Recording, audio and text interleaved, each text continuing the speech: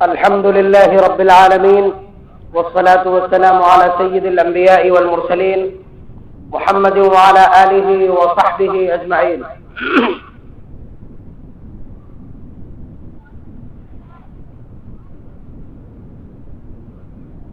أما بعد، أعوذ بالله من الشيطان الرجيم. بسم الله الرحمن الرحيم. ولا تحسبن الذين قتلوا في سبيل الله أمواتا بل أحياء عند ربهم يرزقون فرحين بما آتاهم الله من فضله ويستبشرون بالذين لم يلحقوا بهم من خلفهم ألا خوف عليهم ولا هم يحزنون. وقال النبي صلى الله عليه وسلم: النياحة من أمر الجاهلية. وقال عليه الصلاة والسلام: ليس منا من ضرب الخدود وشق الجيوب ودعا بدعوة الجاهلية. وقال صلى الله عليه وسلم: أنا بريء ممن حلق وصلق وسرق. وقال النبي صلى الله عليه وسلم: إن الله لا يعذب بدمع العين ولا بحزن القلب ولكن يعذب بهذا، وأشار إلى لسانه، أو كما قال صلی اللہ علیہ وسلم. جلسے کا عنوان ہے اصلاح معاشرہ اور سیرت النبی. خوبصورت عنوان ہے، یعنی معاشرے میں پھیلی ہوئی برائیوں کو ختم کرنے کے لیے ان کی نشاندہی کرنا، ان کو پوائنٹ آؤٹ کرنا، ان کو ٹریس آؤٹ کرنا یا ریکھانکت کرنا، یہ اس جلسے کے بنیادی مقاصد میں، یعنی بتلا دیا جائے قرآن و سنت کے حوالے سے کہ یہ چیزیں جو معاشرے میں رائج ہیں ٹھیک نہیں ہیں.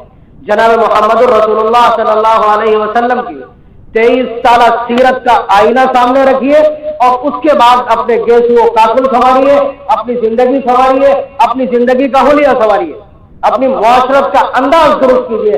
یہ اس جلسے کا مقصد ہے. اور یوں بھی آپ جانتے ہیں ہم لوگوں کے جلسے اس لیے نہیں کہ ہم لے، سر اور تال اور ردم کو ملا کر کے اور تک بازی کرتے ہوئے جملوں کو ملا دیں اور آپ سبحان اللہ اور واہ واہ کرتے ہوئے نوٹ لے کے دوڑ پڑیں 10 کا 20 کا 100 کا. نہیں، یہ وہ اجلاس ہے کہ جن سے آپ کو کچھ ملے گا، آپ سے وصولیاں بھی نہیں دی جائے گی. یہ وہ جلسے ہیں جس سے آپ کو کچھ دینے کی کوشش ہے، آپ سے لیا نہیں جائے گا. اس مجلس میں یہ امتیاز ہے اس مجلس کا، اسے دھیان میں رکھیے. تو ہم یہ جو وقت ہم کو دیا گیا ہے تقریباً 50 منٹ کا، ناظم اجلاس کا حکم ہے، ہم اس میں نبی اکرم صلی اللہ علیہ وسلم کی 23 سالہ سیرت میں جو کچھ آپ نے سکھلایا، بتلایا، ہماری طبیعتوں کو درست کیا، ہمارے مزاجوں کو صحیح سمت عطا کی اور ہماری زندگی کی معاشرت کو ایک نیا رخ عطا کیا ہے، اس 23 سالہ کتاب زندگی سے ایک ورق میں آپ کے سامنے رکھ رہا ہوں جس کا آج کے دن تذکرہ کرنا، اس کی وضاحت کرنا بہت معنی رکھتا ہے. آج 9 محرم ہے. کچھ ایسے لوگ جن تک شریعت کا صحیح علم نہیں پہنچا، محمد رسول اللہ صلی اللہ علیہ وسلم کا صحیح پیغام نہیں پہنچا، ان سے خطا یہ ہوئی کہ انہوں نے کہہ دیا کہ محرم کا مہینہ غم کا مہینہ ہے، محرم کا چاند غم کا چاند ہے، اور یہ تاریخ ماتم کی ہے، یہ تاریخ سوگ منانے کی ہے، اور یہ تاریخ حسن و ملال ظاہر کرنے کی ہے. اس تاریخ میں چولہا نہیں جلے گا، اس تاریخ میں کھانا نہیں پکے گا، اور اس مہینے کے اندر اس چاند میں نکاح نہیں ہوگا. یہ ساری چیزیں ہمارے یہاں درا ہی ہیں، لیکن حقائق کیا ہے؟ ذرا ذہن کھول کے بیٹھیے گا، بڑی ترتیب کے ساتھ ساری بات سنیے، ایکسپٹ کیجیے. آپ کی میموری میں اتر جانا چاہیے، اس لیے کہ زندگی میں اس کی ضرورت.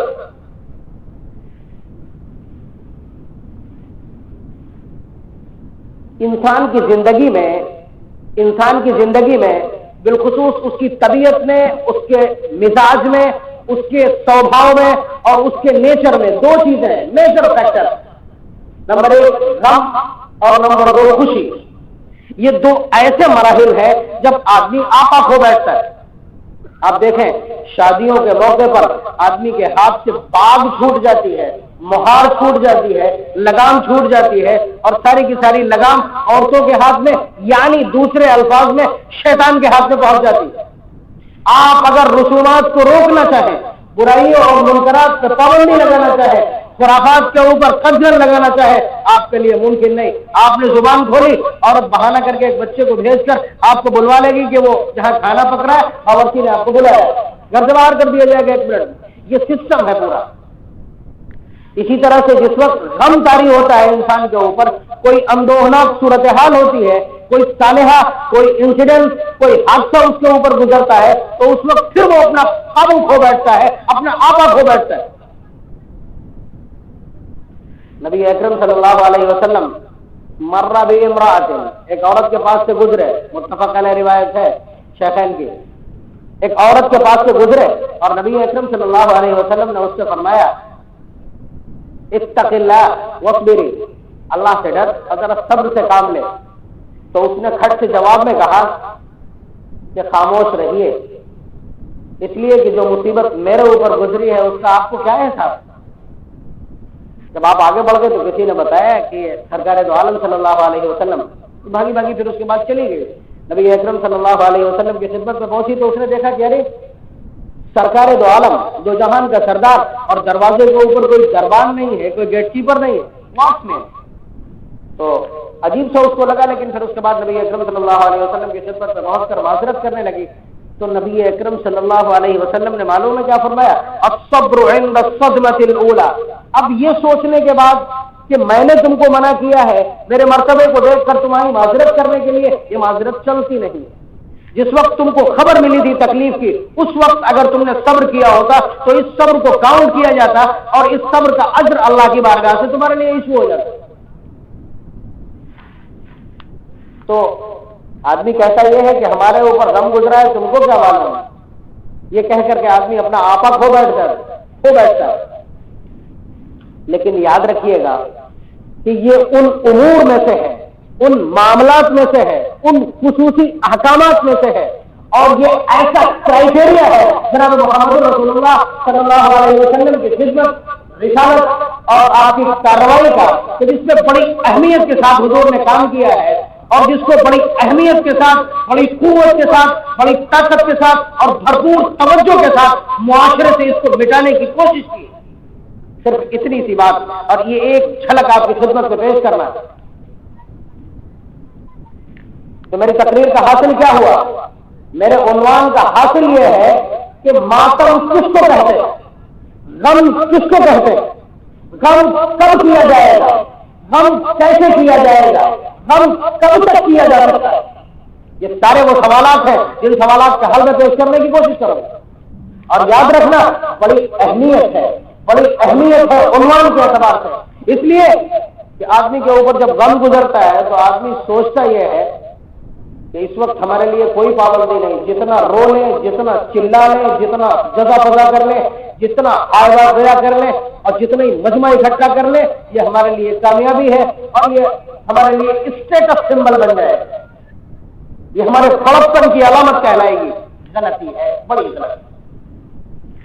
اب دیکھیں ایک جھلک، یہ تو آپ کو معلوم ہے کہ نبی اکرم صلی اللہ علیہ وسلم کی بعثت کا جو زمانہ ہے 571 عیسوی، یہ جو زمانہ ہے یہ پورے مانو اتہاس میں، یہ پورے ہیومن ہسٹری کے اندر اور پوری انسانی تاریخ میں سب سے زیادہ مشکل، سب سے زیادہ بدترین اور سب سے زیادہ بگڑا ہوا زمانہ، یہ آپ کو معلوم ہے۔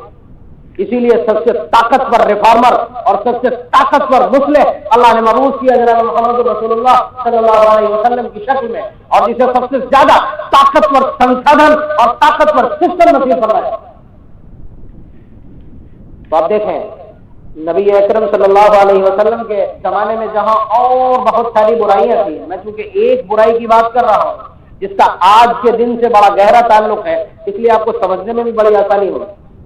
جب کوئی مسئلہ سماج میں چرچا کا وشے بنا ہو، موضوع سخن بنا ہو، اس وقت اس کو سمجھانا اور اس وقت اس کی ویاخیا کرنا، اس وقت اس کی وضاحت کرنا اور اس وقت اس کا صحیح ڈسکشن آپ کے سامنے پیش کرنا، یہ آپ کے لیے بڑا مفید ہوتا ہے، بہت فائدہ مند ہوتا ہے، اور ترنت ساری چیزیں سمجھ میں آ جاتی ہیں۔ اس لیے 9 محرم ہے، اب تو 10 ہو گئی، 10 محرم ہے، اور اس دن کو لوگوں نے ماتم کے لیے خاص کر لیا ہے، سوگ اور غم کے لیے خاص کر لیا ہے، حقیقت کے آئینے میں، اس آئینہ حقیقت نما میں کہ جس کو جناب محمد رسول اللہ صلی اللہ علیہ وسلم نے امت کے سامنے رکھا ہے، کہ جسے دیکھ کر ہمیں اپنی زندگیاں سنوارنا ہے، اس آئینے میں ذرا اس کی حیثیت اور حقیقت دیکھیے۔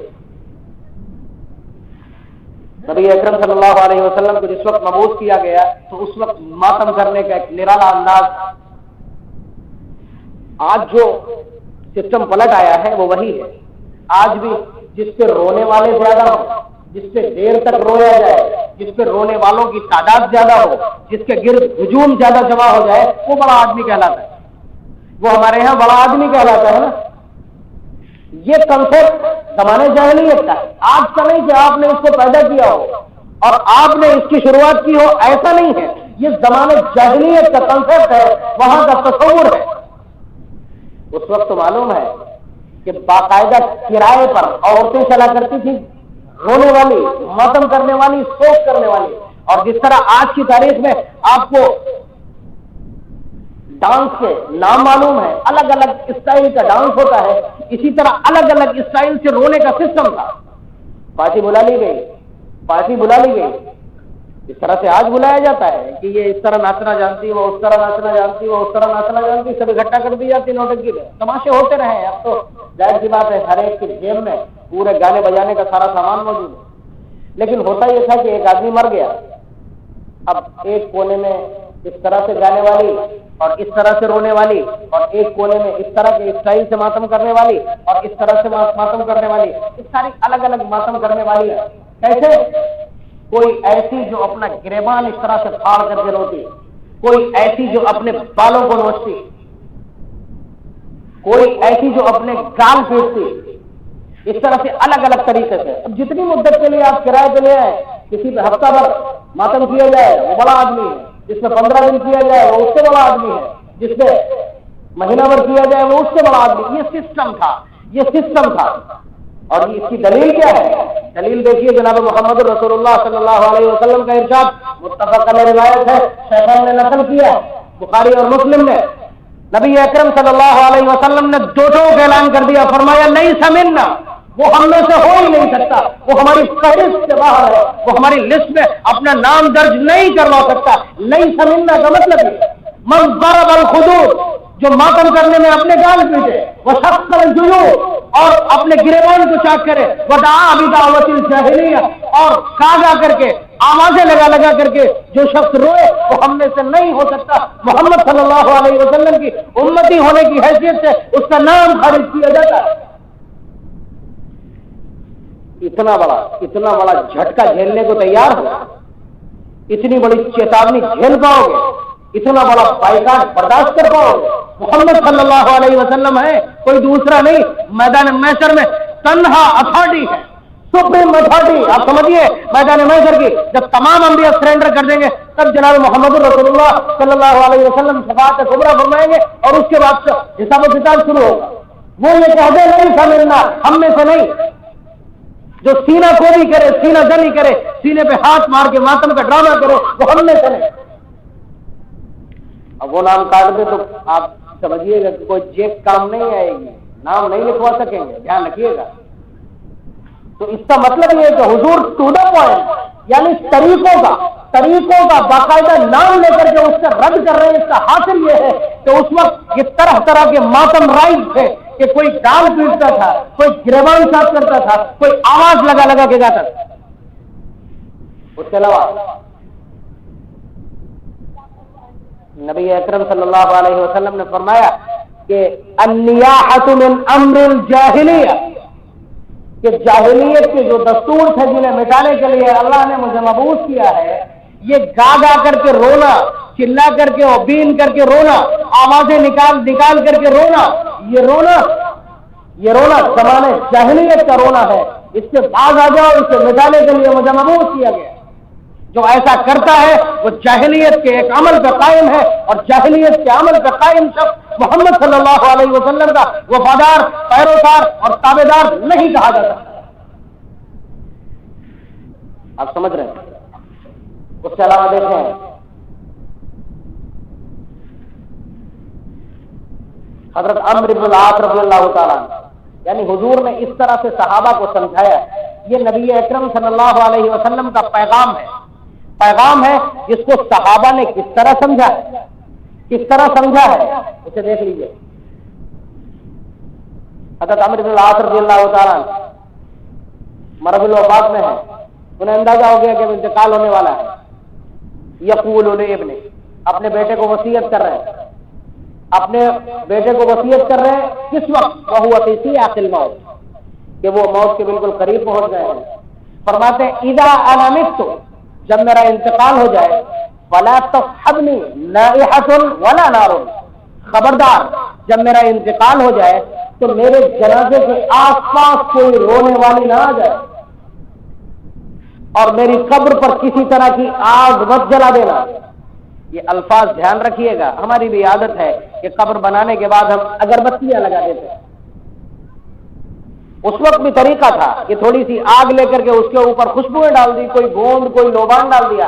آج بھی اہل عرب کے جب آپ حج کرنے جائیں گے تو آپ کو لگے گا کہ طرح طرح کی خوشبوئیں خوشبو کی دکانوں پہ سلگتی رہتی.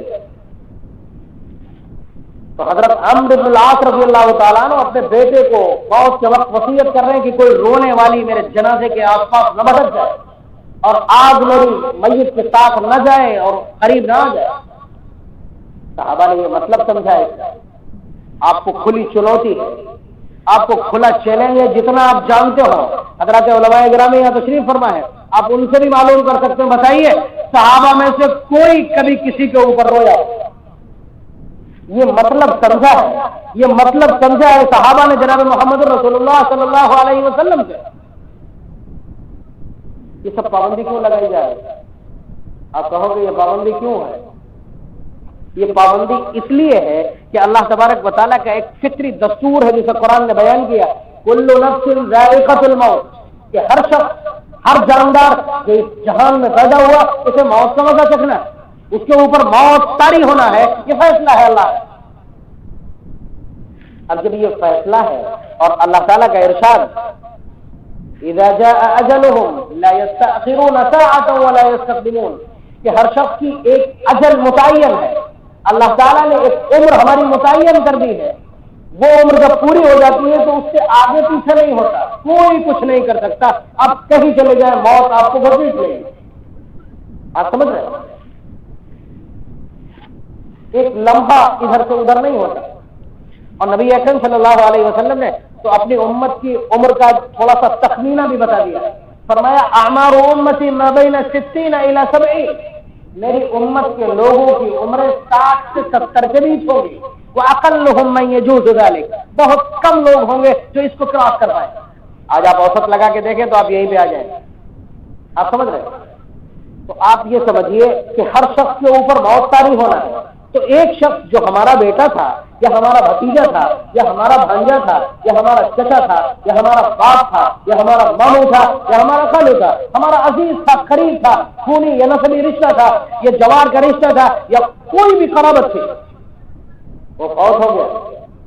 اب اس کو دیکھنے کا ایک اینگل تو یہ ہے کہ یہ اللہ کا فیصلہ، اس لیے کہ یہ زندہ تھا، اس کی عمر پوری ہو گئی، اس کا انتقال ہونا. تو ایک اینگل تو یہ ہے اس کو دیکھنے کا، ایک زاویہ نظر یہ ہے کہ اب اس کا انتقال ہوگا اور اللہ کے فیصلے کے مطابق انتقال ہو گیا. اور ایک اینگل یہ ہے کہ یہ میرا رشتہ دار تھا، مجھ سے جدا ہو گیا، اس لیے آپ کے دل کے اندر پھونک اٹھتی ہے، غم اور افسوس، حزن و ملال، اور آپ کے دل کے اندر ایک خراش سی پیدا ہو جاتی ہے. یہ دو چیزیں ہیں. جناب محمد رسول اللہ صلی اللہ علیہ وسلم نے یہ سکھایا کہ اگر تم خاموش رہتے ہو، اگر تم جزا فضا اور واویلا نہیں کرتے ہو تو تم کہلاؤ گے اللہ کے فیصلے پر راضی ہونے والے، اور اگر تم جزا فضا کرتے ہو تو تم بے صبرے کہلاؤ گے. اور جس شخص کے نام عمل میں صبر ثابت ہو جائے تو اس کے لیے یہ اعلان ہے وَلَمَنْ صَبَرَ وَغَفَرَ، جس نے صبر کیا اس کی مغفرت ہو گئی. یہ اللہ کا فیصلہ ہے. اور آپ کو معلوم ہے کہ صحابہ مغفرت کے لیے کہیں تک جا سکتا ہے. گھر سے اعلان ہوتا ہے نبی اکرم صلی اللہ علیہ وسلم کی بارگاہ سے کہ ایک ایک آدمی جہاد کے لیے بھیجیے. تو باپ اور بیٹے میں ڈبیٹ چھڑ جاتی ہے. باپ کہتا ہے کہ مجھے جانے دے، مجھے شہادت کی خوشبو آ رہی. بیٹا کہتا ہے کہ ابا آپ تو حضور کے ساتھ بھی غزوے میں شریک ہوتے رہے اور اس کے بعد بھی بہت سارے غزوے آپ کے نام عمل میں چڑھے ہیں، ایک بار مجھے بھی جانے دیجیے۔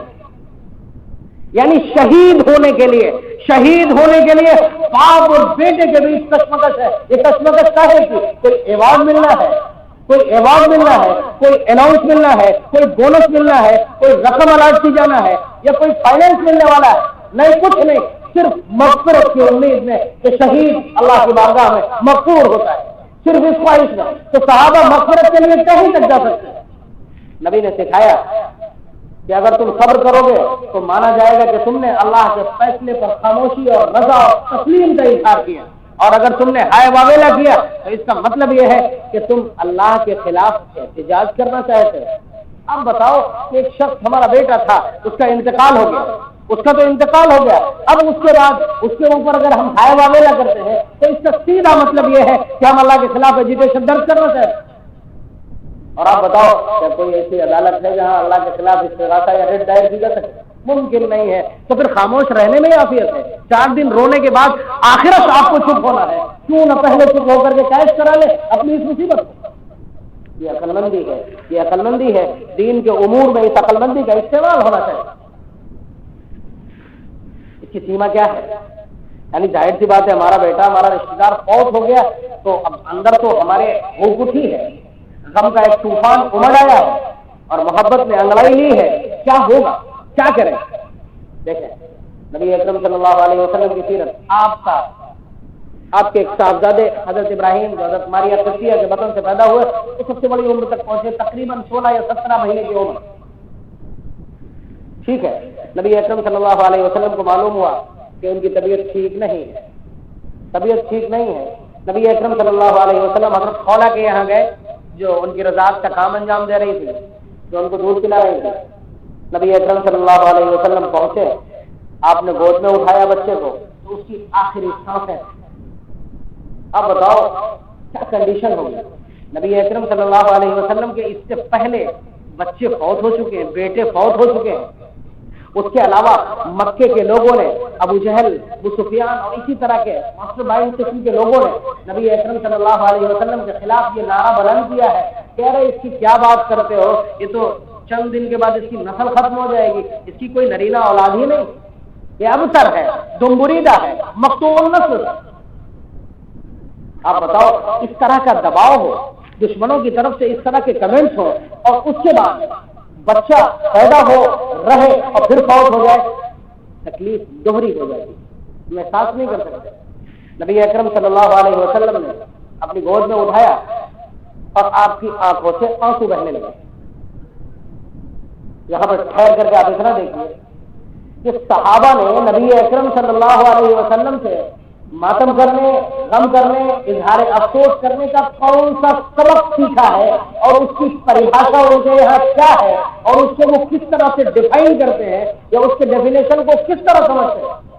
حضرت عبد الرحمن بن عوف جلیل القدر صحابہ میں ہے، عشرہ مبشرہ میں، فوراً وانت یا رسول اللہ، اے اللہ کے رسول آپ، یہ بہت حیرت اور استعجاب سے سوال کیا حضور کی خدمت سے، اے اللہ کے رسول آپ، یعنی آپ کی آنکھوں سے آنسو جاری ہے۔ حضرت عبد الرحمن بن عوف کا سوال، تو نبی اکرم صلی اللہ علیہ وسلم نے فرمایا کہ آنکھوں سے آنسوؤں کا نکل آنا یہ نوحہ نہیں کہلاتا، یہ تو عین رحمت ہے، یہ شفقت فطری ہے کہ جو آنسوؤں کی شکل میں دوبارہ سے آئے، اندر سے آگے۔ نبی اکرم صلی اللہ علیہ وسلم کے ایک مرتبہ آنسو بہے، پھر اس کے بعد دوبارہ۔ اب آپ بتلائیے ہمارے اپنے اندر بھی کتنا کلیجہ، ہمارے 10 بیٹے ہوں اور 11واں بیٹا ہماری گود میں سسک کے جب دم توڑے گا تو ہماری ہارٹ بیٹنگ کا کیا ہوگا، ہمارے بی پی کا کیا ہوگا، آپ اندازہ کر سکتے ہیں۔ تو نبی اکرم صلی اللہ علیہ وسلم کے آنسو آئے، پھر اس کے بعد نبی اکرم صلی اللہ علیہ وسلم نے آگے کچھ الفاظ بھی کہے، ان العین تدمع والقلب یحزن، کہ آنکھیں آنسو بہا رہی ہیں اور دل غمگین ہے، وَإِنَّ بِفِرَاقِكَ يَا إِبْرَاهِيمُ لَمَحْزُونُونَ، اور ابراہیم ہم تمہارے فراق میں بہت غمگین۔ یہ چند الفاظ ہیں جو نبوت کی زبان سے نکلے ہیں، کوئی ہائے واویلا نہیں، کوئی جزا فضا نہیں، اکلوتا بیٹا ہے، اور اس نے الزامات کے بعد اللہ نے عطا کیا تھا اور اس کے بعد اس کو واپس لے لیا، لیکن نبی کی زبان سے ایک لفظ نہیں نکلا۔ یہ دستور ہے، یہ طریقہ ہے اظہار غم کا. کیا سمجھتے ہو؟ وہ بھی انسانی دل ہے، اور وہ دل کیسا دل ہے؟ ساری انسانیت کا رحم کریم سمجھ کے آپ اتار لیجئے، مہربانی ساری اتار لیجئے، اتار کر کے اس کو ایک طرف رکھیے، اور محمد صلی اللہ علیہ وسلم کے قلب اطہر میں جو رحمت، شفقت اور مہربانی یا نرمی موجود ہے اس کو لیجیے. یہ ساری انسانیت کی مہربانی اور عطوفت اور اس کی نرم خوئی اسے چھیننے کی برابری نہیں کر سکتی. اس لیے کہ نبی اکرم صلی اللہ علیہ وسلم کا ٹریڈ مارک جانتے ہیں، رحمت للعالمین. یہ ٹریڈ مارک ہے جناب محمد رسول اللہ صلی اللہ علیہ وسلم کا. کتنی شفقت بھری ہوگی اندازہ نہیں کیا جا سکتا. تو آپ اندازہ کیجیے غم کا انداز یہ ہے جس کو محمد صلی اللہ علیہ وسلم نے پیش کیا.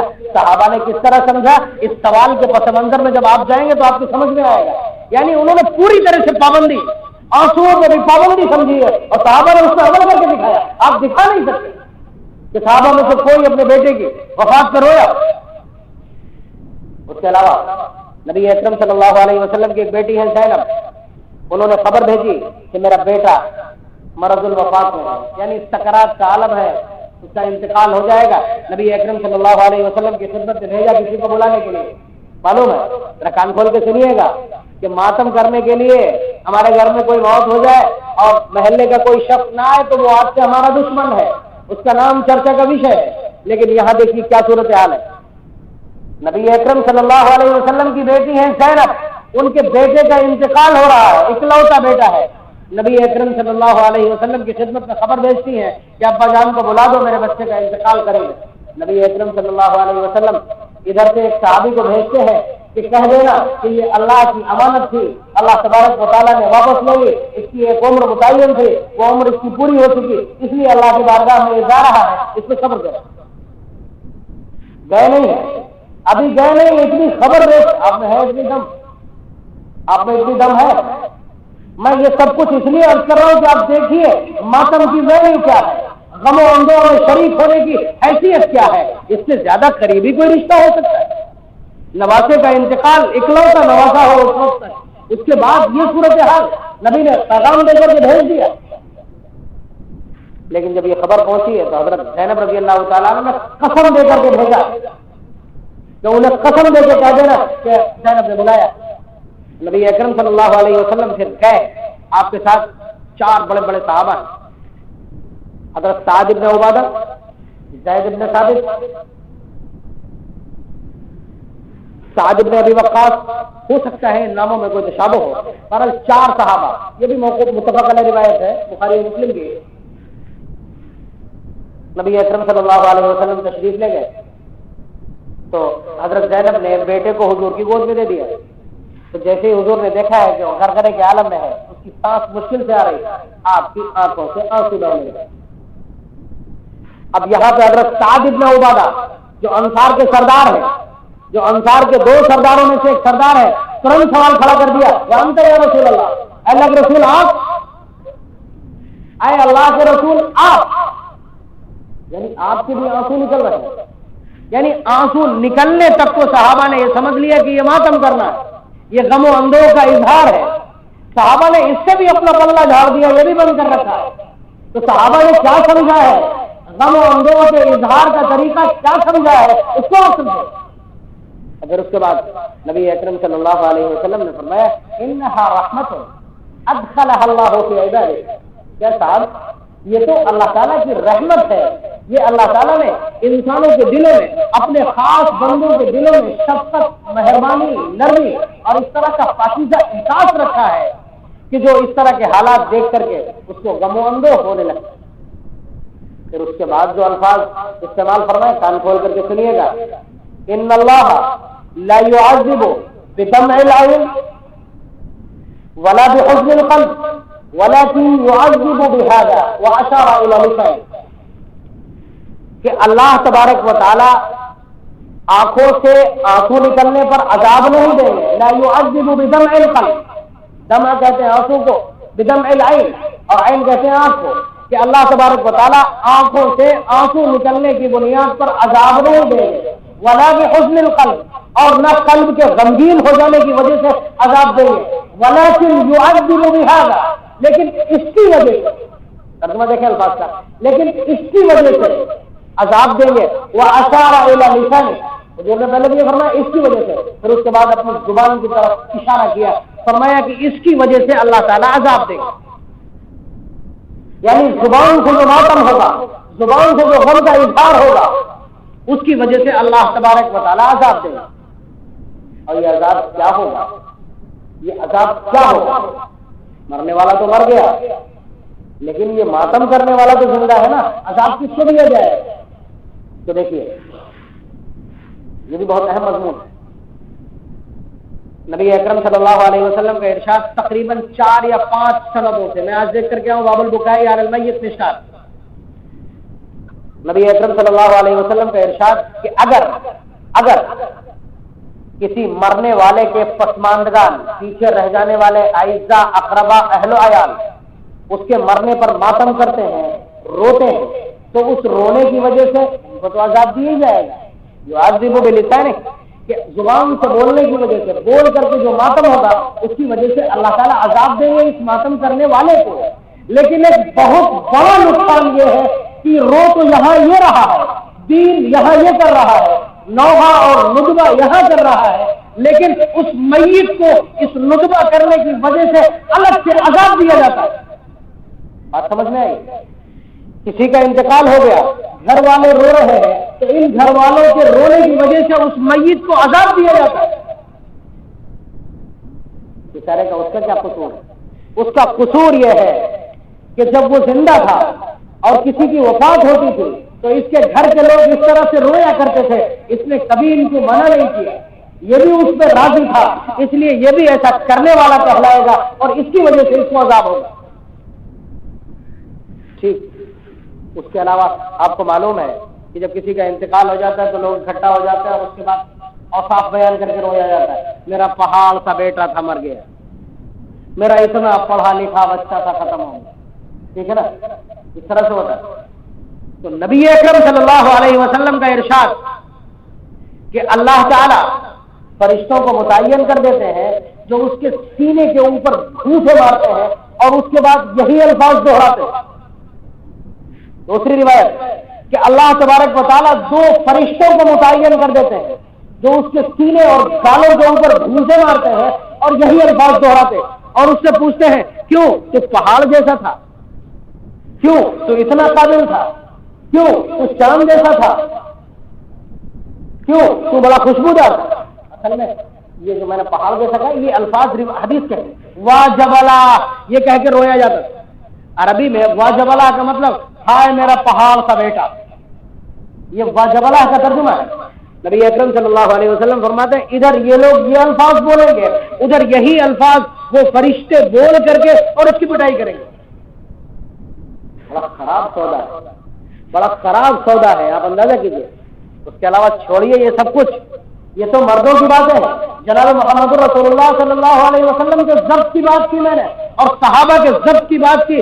مرد ہے، مرد کے اندر ایکسٹرا پاور ہوتا ہے، ایکسٹرا اسٹیمنا ہوتی ہے، الگ سے برداشت کی قوت ہوتی ہے، وہ قربانیوں کا خبر ہوتا ہے، وہ مر جانا پسند کرتا ہے، وہ غیرت کے لیے اپنا خون بہا سکتا ہے اور خاموش رہ سکتا ہے۔ وہ کمال کی بات نہیں ہے اگر مرد نے ایسا کیا۔ عورت اپنے آپ کو قابو کر لے۔ محمد صلی اللہ علیہ وسلم کی تربیت کا جادو ان کمزور دل عورتوں میں چلا ہے جو ماتم کے لیے مخصوص مانی جاتی۔ دیکھیے چند مثالیں، میرا وقت پورا ہو جائے گا۔ حضرت حمزہ رضی اللہ تعالیٰ عنہ کی شہادت یاد ہے؟ 10 محرم کو یہ کہہ کر کے کوئی اگر ماتم کرنے لگے کہ حضرت حسین رضی اللہ تعالیٰ عنہ کی شہادت بڑی مظلومانہ تھی، تو آپ یاد رکھیے ان سے بھی اوپر مظلومانہ شہادت میں ایک نام ہے حضرت حمزہ رضی اللہ تعالیٰ عنہ۔ ناک، کان کاٹی گئی، آنکھیں نکالی گئی، چاک کر کے کلیجہ نکالا گیا، دل نکالا گیا، ہند نے چبایا اس کو اور پھر اس کے بعد ہار بنا کے اس کو پہنا۔ اتنی درگت جناب محمد رسول اللہ صلی اللہ علیہ وسلم کی آنکھیں بھی اسوار ہو گئی اور آپ روئے۔ حضرت صفیہ رضی اللہ تعالیٰ عنہ بہن ہے حضرت حمزہ کی، حضور کی پھوپھی ہے، چلی آ رہی، ان کے بیٹے کو بھیجا کہ ماں کو روکو، امی کو روکو۔ انہوں نے جا کے روکا تو وہ پوچھتی ہے کاہے کے لیے روکا، کیوں روکا؟ تو حضور نے پوچھا کر کے حضرت عبداللہ نے تو بتایا کہ اس لیے روکا ہے کہ بھائی کے ناش کی ضرورت کی گئی ہے اور آپ اپنے اوپر شاید قابو نہ رکھ سکیں، اس لیے بھیجا گیا، اس لیے روکا گیا۔ تو فرمایا کہ اس لیے اگر روکا گیا ہے تو مجھے نہ روکو، میں اپنے بھائی کی ناش پر ماتم کرنے نہیں، میں اپنے بھائی کی ناش میں آنسو بہانے نہیں، میں اپنے بھائی کی ناش کی غربت کو دیکھ کر کے اور اس کے اوپر سوچ کرنے کے لیے نہیں، میں اپنے شہید بھائی کی ناش پہ کھڑے ہو کر کے فخر کرنا چاہتی ہوں، اس لیے مجھے جانے دیا جائے۔ ہے کلیجہ کسی نے؟ کلیجہ ہے۔ یہ سلیقہ کس نے سکھایا؟ محمد صلی اللہ علیہ وسلم نے یہ سلیقہ سکھایا ہے کہ دیکھو کسی کے وفات پا جانا اور کسی کا مر جانا یہ اللہ تبارک و تعالیٰ کا فیصلہ ہے، فرض ہے اس کو تسلیم کر لو، اجر ملے گا، ورنہ اللہ کے خلاف کسی عدالت میں کوئی ایجیٹیشن قبول نہیں ہوتا، کوئی رٹ دائر نہیں کی جاتی، کوئی مقدمہ ایڈمٹ نہیں کیا جاتا۔ یہ سکھایا سلیقہ اور صحابہ نے اس کو کر کے دکھایا۔ اس کے علاوہ آپ دیکھیں حضرت ام عمارہ رضی اللہ تعالیٰ عنہ کے بیٹے حضرت حبیب رضی اللہ تعالیٰ عنہ، طاقتور نوجوان پریل اٹھتی ہوئی جوانی ہے۔ نبی اکرم صلی اللہ علیہ وسلم نے جب مسلمہ کذاب نے نبوت کا دعویٰ کیا تو حضور نے اپنا سفیر بنا کے بھیجا مسلمہ کے پاس کہ جاؤ مسلمہ سے کہنا کہ وہ محمد صلی اللہ علیہ وسلم کی رسالت کا اقرار کرتا ہے کہ نہیں۔ حضرت حبیب پہنچ گئے اور پہنچ کر کے کہا کہ محمد صلی اللہ علیہ وسلم کی رسالت کا اقرار کر لو، اپنی رسالت کا دعویٰ اور نبوت کا دعویٰ چھوڑ دو۔ تو حضرت حبیب رضی اللہ تعالیٰ عنہ کے بیڑیاں ڈلوا دی، زنجیروں میں جکڑوا دیا، پابند حاصل کر دیا اور اس کے بعد اپنے سامنے حاضر کروایا، لاکھوں کا مجمع اس کے ارد۔ تو بھرے مجمع میں پوچھتا ہے کہ تم میری رسالت اور نبوت کی گواہی دیتے ہو کہ نہیں؟ حضرت حبیب رضی اللہ تعالیٰ نے زور سے فرمایا اشہد ان محمد رسول اللہ، میں گواہی دیتا ہوں کہ محمد صلی اللہ علیہ وسلم کے سوا کوئی رسول نہیں۔ اس نے جلاد کو حکم دیا، ایک طرف کا دھڑ کاٹ دیا، دھڑ نیچے گر کے تڑپ رہا ہے لیکن وحدانیت کا علمبردار کھڑا۔ پھر پوچھا اب گواہی دیتا ہے؟ فرمایا نہیں، اشہد ان محمد رسول اللہ۔ جلاد کو حکم ہوتا ہے دوسری طرف سے کاٹ دیا جاتا ہے۔ پھر پوچھتا ہے کیا تم میری رسالت کا اقرار کرتے ہو؟ پھر انکار کر دیا، محمد صلی اللہ علیہ وسلم کی رسالت کا نعرہ دیا۔ اس بھری عدالت ایک پیر کاٹ دیا گیا، پھر اگلی بار دوسرا پیر کاٹ دیا گیا، تڑپ کر کے بغیر ہاتھ پیر کے یہ ناش تڑپ کر کے اپنی جان دے دیتی ہے۔ محمد صلی اللہ علیہ وسلم کی رسالت میں کسی طرح کا شرک برداشت نہیں، کوئی پارٹیسپیشن برداشت نہیں۔ اب آپ بتاؤ کس میں اتنی ہمت ہے جو ماں کی خدمت میں یہ خبر پہنچا دے کہ تمہارے بیٹے کو اس طرح سے درگت کر کے قتل کر دیا گیا؟ آپ اندازہ کریں۔ لیکن نہیں، خبر پہنچتی ہے حضرت ام عمارہ کی خدمت میں، ہمارے یہاں کی کوئی عورت ہوتی سارے بال نوچ لیتی ہے اور اس کے بعد کوما میں چلی جاتی ہے اور نوٹنکی ہوتی ہے اچھی خاصی۔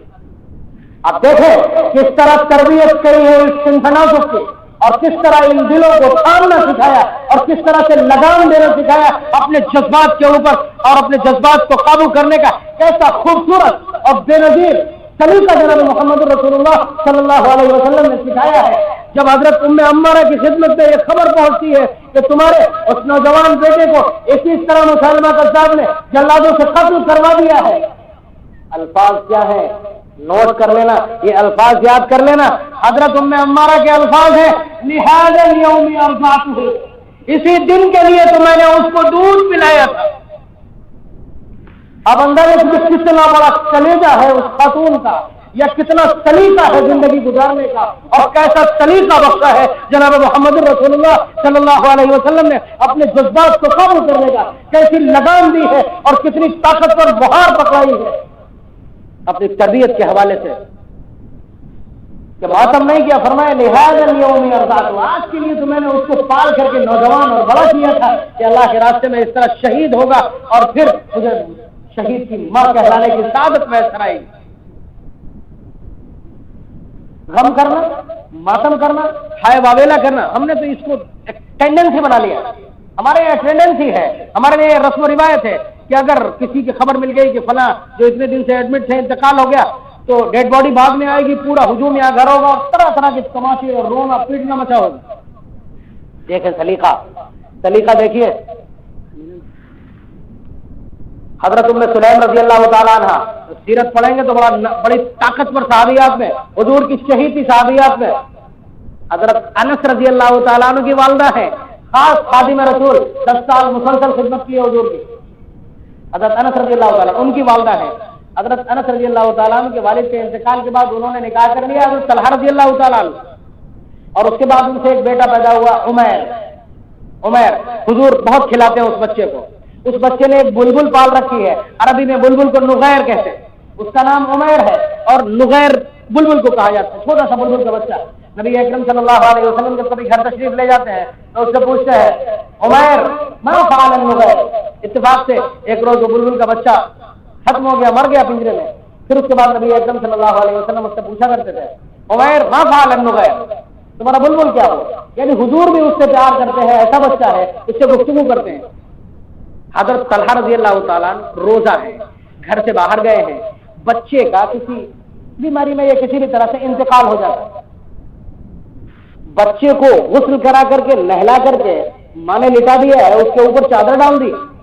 اور دھیان سے سننا، آپ کو پتہ چل جائے گا کہ ڈیڈ باڈی کے اوپر یہ جو کچھ ہم کرتے ہیں یہ ہماری اپنی ٹینڈنسی، ہمارا اپنا اختراع، ہماری اپنی گھڑی ہوئی روایات یا ہندوؤں کو دیکھ کر کے بنایا ہوا یہ ષڈینتر تو ہو سکتا ہے، سیرت سے اس کا کوئی لینا دینا نہیں. اسلام جو نقطۂ نظر پیش کرتا ہے غم و اندوہ کے حوالے سے، اس کا خوبصورت سلیقہ اس واقعے میں موجود ہے. وہ بچہ ہے، اس کو لٹا دیا. اب حضرت طلحہ رضی اللہ تعالیٰ گھر کے اندر آتے ہیں. اگر ہمارے یہاں کی کوئی عورت ہوتی تو مار پیٹ کے ادھم مچا دیا ہوتا، اس نے پورا گھر سر پہ اٹھا لیا ہوتا، زمین سر پہ اٹھانی ہوتی. لیکن انہوں نے اس کو لٹا دیا. شوہر گھر کے اندر آئے ہیں، ان کی خدمت کی ہے، ان کو روزہ افطار کروایا ہے، اور اس کے بعد ان کا بستر کیا ہے، اور اس کے بعد وہ لیٹے ہیں اور یہ بھی لیٹے ہیں. بڑی عجیب بات ہے. شوہر نے خواہش ظاہر کی اور بیوی نے اجازت دی، اور اس کے بعد دونوں نے صحبت کی. بچے کا انتقال، گھر میں ڈیڈ باڈی موجود ہے، اور اس کے باوجود ان کی معمول کی زندگی میں کوئی فرق نہیں. ذرا سنبھل کر کے دیکھیے گا، نوٹ کر لیجیے گا اس پوری صورتحال کو. صحبت ہوتی ہے. اس کے بعد جب فجر کا وقت ہوتا ہے صبح، تو روک کر کے حضرت ام سلیم حضرت طلحہ سے پوچھتی ہیں کہ ذرا ایک بات پوچھنا تھی. اگر کسی شخص نے ہم کو کوئی چیز استعمال کے لیے دی ہے، ہم نے اس سے عاریت اور مانگ کر کے لی ہے، اب وہ ہم سے واپس لینا چاہتا ہے، کیا ہمیں دے دینا چاہیے یا روک لینا چاہیے؟ تو فٹ سے حضرت طلحہ جواب دیتے ہیں کہ ہم کو روکنے کا کیا حق ہے، چیز اس کی ہے، وہ جب مانگے اسے دے دینا چاہیے. تو فرماتی ہے کہ وہ بیٹا جو اللہ نے ہم کو امانت عطا کیا تھا وہ کل فوت ہو گیا، اور جس کی ناس یہاں رکھی. حضرت طلحہ رضی اللہ تعالیٰ عنہ فرماتے ہیں کہ تم نے مجھے بتایا نہیں. عجیب بات ہے، تم نے مجھے بتایا نہیں.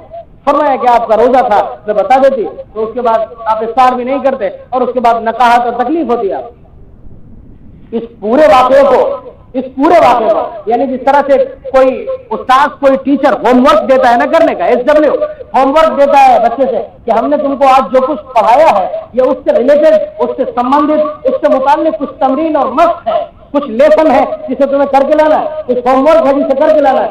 حضور نے بتلا دیا صحابہ کو، یہ صحابہ کا ہوم ورک ہے، کہ جب ان کے ساتھ کوئی اس طرح کا واقعہ اور حادثہ یا انسیڈنٹ پیش آتا ہے تو اس کے بعد ان کی کارگزاری کیا ہے یہ اس بارگاہ میں پیش کی جاتی ہے. صبح جا کر کے حضرت طلحہ رضی اللہ تعالیٰ عنہ نے پورا واقعہ حضور کی خدمت میں ذکر کیا. نبی اکرم صلی اللہ علیہ وسلم نے تعریف کی حضرت ام سلیم کی اور حضرت طلحہ رضی اللہ تعالیٰ عنہ کے اس طرح صبر کرنے پر، اپنے بیٹے کی وفات پر اپنے جذبات کو جس طرح سے قابو کیا ہے، اس طریقے کی تعریف کی اور برکت کی دعا دی.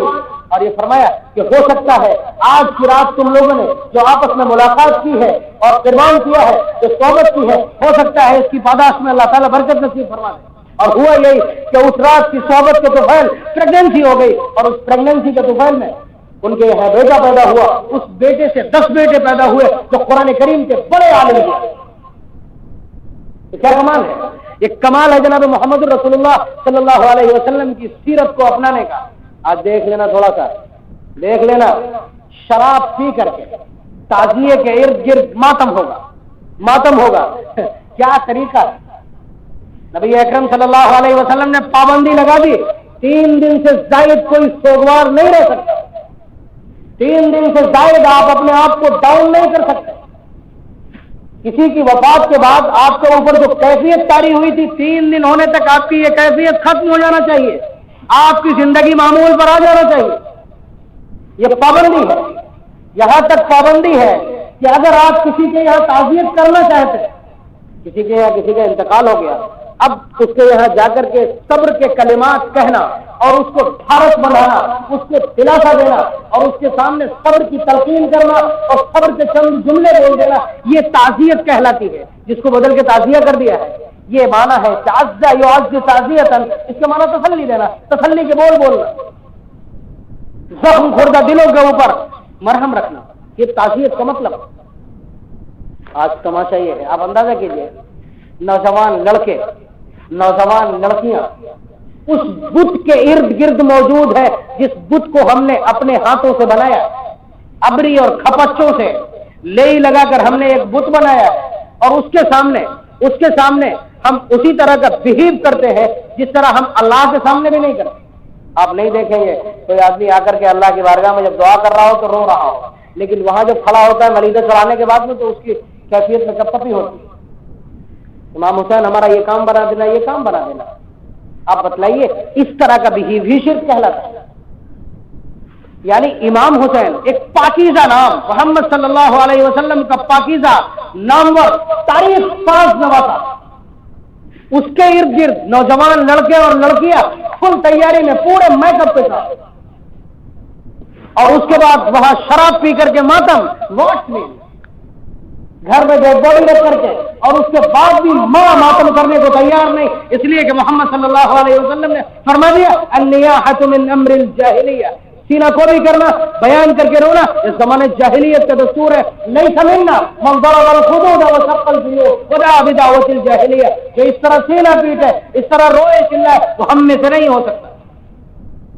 سچائی یہ ہے کہ اہل سنت والجماعت کے یہاں اس طرح کوئی کرتا ہی نہیں۔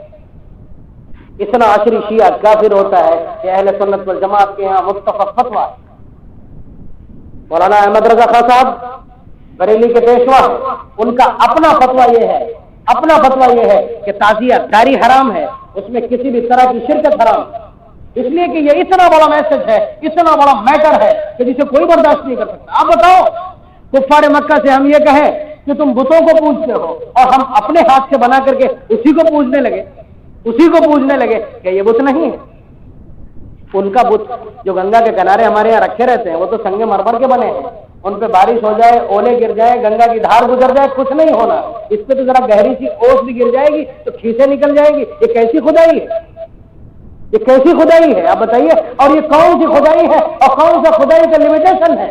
کیا آپ اندازہ کیجیے کہ ابھی 10 بجے تک تو اس کے سامنے منت مرادیں مانگنا ہے اور 4 بجتے اس کو پیروں سے روندنا ہے۔ یہ کیسا تقدس ہے؟ یہ کیسی پاکیزگی ہے؟ یہ کیسی اتھارٹی ہے؟ سمجھے آپ، سمجھے؟ توحید بڑا میٹر ہے۔ میں اس وقت اس عنوان کو یہاں نہیں چھیڑ سکتا، کبھی اگر ملاقات ہوتی تو میں بتلاؤں گا بت پرستی کیا ہے، اس کی حقیقت کیا ہے، بت پرستی کس کو کہتے ہیں، اس کی پریبھاشا کیا ہے۔ لیکن سرے دست جو کچھ میں نے آپ کی خدمت میں عرض کر دیا، یہ سیرت نبوی کا ایک طاقتور ورق ہے اور ایک طاقتور پہلو ہے جس میں حضور نے بڑی شدت سے کام کیا، بڑی پابندیاں لگائی ہیں اور صحابہ نے ان پابندیوں کے اوپر عمل درآمد کر کے دکھایا ہے۔ اللہ تبارک و تعالیٰ ہمیں سلیقہ سکھا دے چیزوں کو برتنے کا، اور موت کے حادثات پر جو ہم نے اس طرح کا واویلا اور جزا فضا شروع کیا، اس سے موت کی قیمت بڑھ گئی، اور موت کی قیمت بڑھنے کی وجہ سے ہوا یہ ہے کہ ہم آج موت سے ڈرنے لگے۔ جہاد کی بات کیجیے تو ابھی سارے کے سارے گھروں میں دبک جائیں گے، یہ اسی سے ریلیٹڈ ہے۔ ایک چیز بگاڑو گے، ایک سنت چھوڑو گے، پورا کا پورا سماج اتھل پتھل ہو جائے۔ محمد صلی اللہ علیہ وسلم کے ایک ایک طریقے کی قیمت یہ ہے، اس کا آدھار اتنا بڑا ہے، اس کی آدھارشلہ اتنی طاقتور ہے کہ اگر اس کو بگاڑا تو سماج میں بہت بڑا طوفان برپا ہو جائے گا، سب کچھ بگڑ جائے گا۔ موت سے ڈرنے لگے، گھبرانے لگے، خون سے گھبرانے لگے، یہ سب کچھ اسی لیے ہوا کہ موت کو ہم نے ایک خوفناک چیز سمجھا، جبکہ نبی اکرم صلی اللہ علیہ وسلم کا ارشاد کہ ہر وقت اس کو یاد رکھا کرو۔ اللہ تبارک و تعالیٰ ہم کو سیرت کے ان طاقتور پہلوؤں پر عمل درآمد کرنے کی کوشش نصیب فرمائے، ہمیں اپنے جذبات پر قابو پانے کا سلیقہ عطا فرمائے۔ وآخر دعوانا ان الحمد للہ رب العالمین۔